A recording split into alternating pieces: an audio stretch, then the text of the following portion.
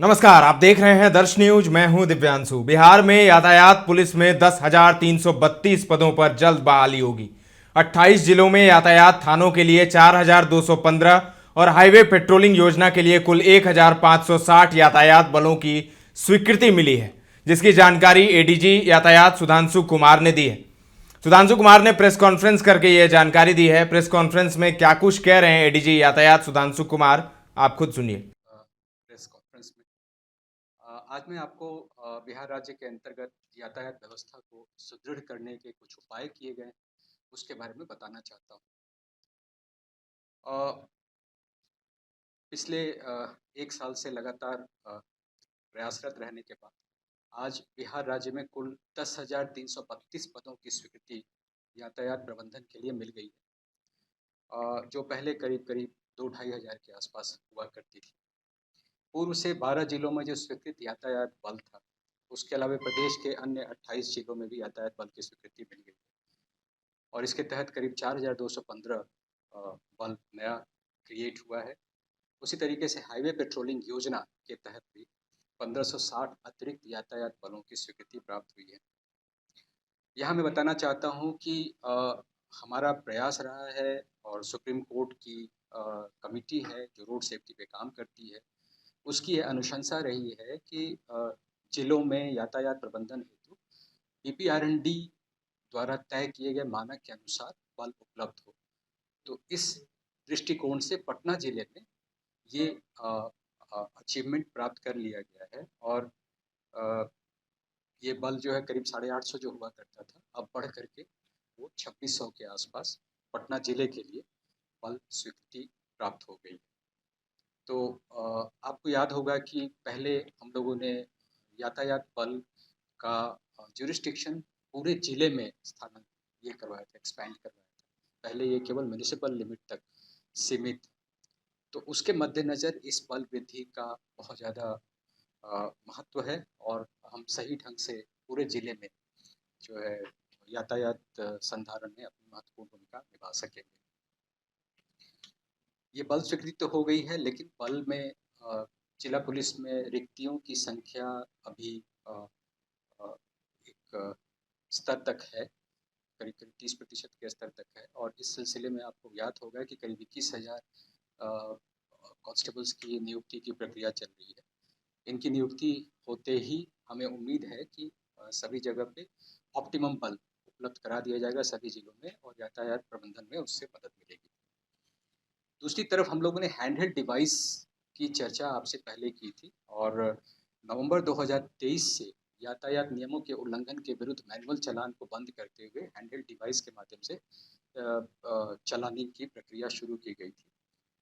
अभी राज्य में सभी जिलों में मिला करके कुल 1527 हैंडहेल्ड डिवाइस उपलब्ध कराए गए हैं, जो मूलतः न्यूनतम मानवीय हस्तक्षेप और साक्ष्य आधारित कार्रवाई में हमारी मदद करते हैं और इसके चलते इस चालानी प्रक्रिया में शिकायतों में काफ़ी कमी आई है।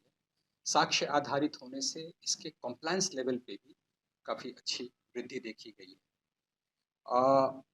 यदि मैं उन आंकड़ों की बात करूं तो यातायात नियमों के उल्लंघन पर चालान की कार्रवाई में वर्ष 2022 से वर्ष 2023 की तुलना में करीब 116% वृद्धि राजस्व में देखी गई है।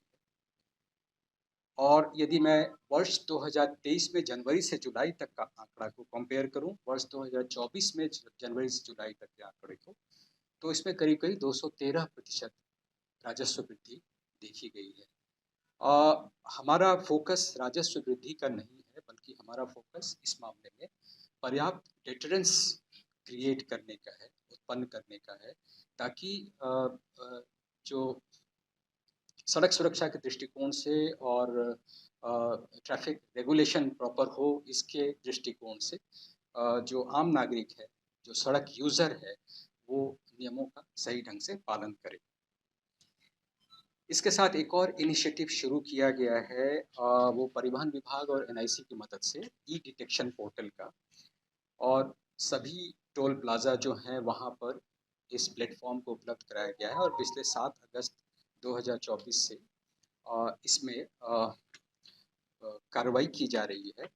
आपको मैं बता दूं कि 7 से 14 अगस्त तक जो यातायात नियमों के उल्लंघन के मामले होते हैं टोल प्लाजा के माध्यम से, इसमें मूलतः जो डॉक्यूमेंट आधारित ऑफेंसेस होते हैं उसको कवर किया जाता है और इसके माध्यम से करीब करीब 7 दिनों में टोल प्लाजा से गुजरने वाली गाड़ियों के विरुद्ध 9 करोड़ का फाइन किया गया है। आपको बता दें कि पिछले महीने उत्तर प्रदेश के उन्नाव जिले में एक दुर्घटना हुई थी, बस दुर्घटना हुई थी, जिसमें बिहार के करीब 18 यात्रियों की मृत्यु हो गई थी और इसमें ये जानकारी आई थी कि पुअर इन्फोर्समेंट की वजह से एनएच पर ये हादसा हुआ था। अनफिट गाड़ियाँ एनएच पर दौड़ती हैं, कई बार उनका परमिट नहीं होता है अद्यतन। तो इन सब ये ई डिटेक्शन पोर्टल का जो इनिशिएटिव है उसके माध्यम से ऐसी गाड़ियों को पकड़ा जा सकेगा और उन पर डेटरेंट कार्रवाई की जा सकेगी, जिसका मकसद अल्टीमेटली ये है कि एनएच पर जो फिट गाड़ियां हैं वो दौड़ें, अनफिट गाड़ियां एनएच से बाहर हो जाएं। तो ये एक तरह से सड़क सुरक्षा में हमारा जो लक्ष्य है उसको प्राप्ति में मदद करेगा।